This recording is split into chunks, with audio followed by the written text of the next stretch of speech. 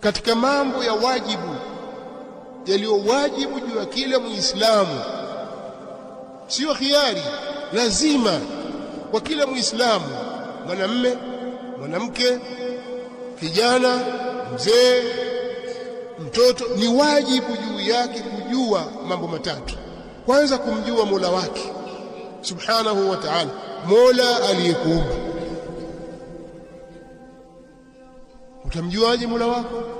Jambo la pili, maarifatu nabiyihi sallallahu alayhi wasallam, ni kumjua mtume wake, mtume wa Allah sallallahu alayhi wa alihi wasallam, lazima umjue.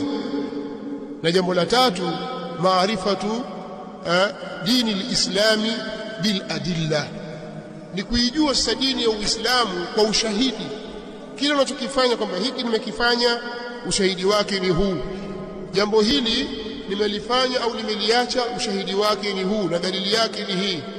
Ni wajibu, hakuna masala ya kuigaiga umfuata fulani umfuata fulani, la, ni lazima ujue.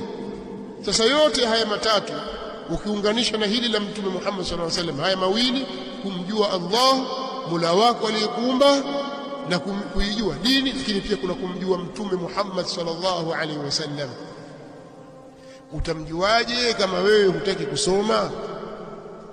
Kama hukumsoma Mtume sallallahu alaihi wasallam, utamjuaje? Sasa kwa maneno haya hatuoni kwamba tuna uwajibu wa kuitafuta ilmu. Uwajibu upo, na ndio pale Mtume sallallahu alaihi wasallam alipotuambia talabul ilmi faridhatun ala kulli muslim, kuitafuta ilmu ni faradhi mno, ni jambo linalolazimishwa mno kwa kila Muislamu.